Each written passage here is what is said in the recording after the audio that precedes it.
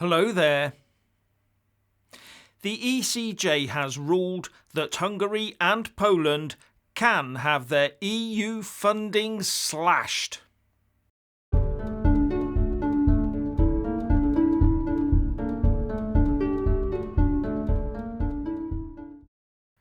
The European Court of Justice has ruled that member states must obey whatever Brussels says the rule of law is or have their EU funding slashed, and both Poland and Hungary are at loggerheads with the EU over this.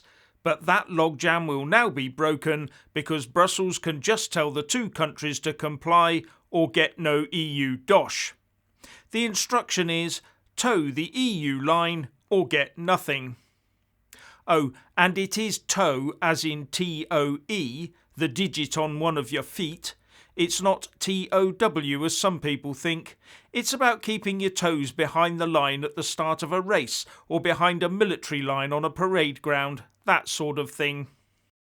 Anyway, Poland said this ECJ ruling was an attack on its sovereignty, and Hungary said it was an example of how Brussels is abusing its power.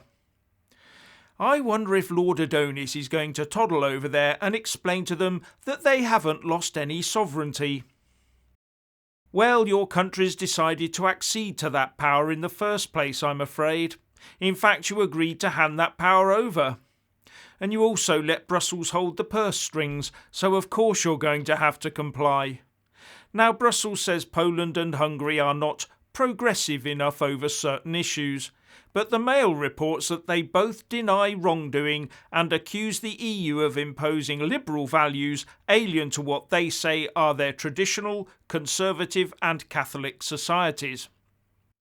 Well, you've joined a liberal club that is determined to drag you and your populations away from traditional, conservative and Catholic values and into the liberal way of thinking. And they are now able to use the law and money to force you to comply. Your only other option would be to leave the European Union, but billions of funding is at stake. So in reality it is the rule of cash, not the rule of law. Now, Poland's Deputy Justice Minister Sebastian Kalita said, "Today we need to stand together in the face of this attack on our sovereignty. Poland needs to defend its democracy from blackmail that aims to take away our right to self-determination." Not sure where he gets that one. EU member states put their entire legal system, cultural norms and finances at the disposal of Brussels and the ECJ, especially for those member states trapped in the Eurozone. But at least Bulgaria has retained the lev and Poland still has the zloty. That would make it a bit easier for them to leave the EU via Article 50 should they so wish.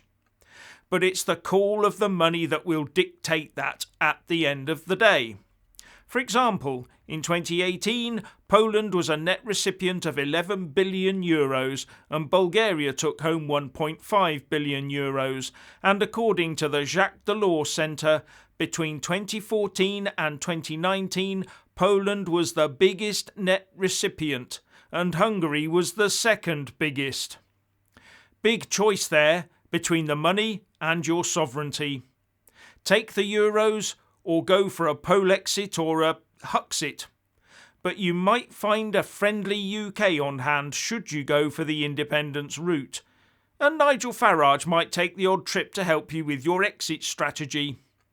I hope you make the right choice.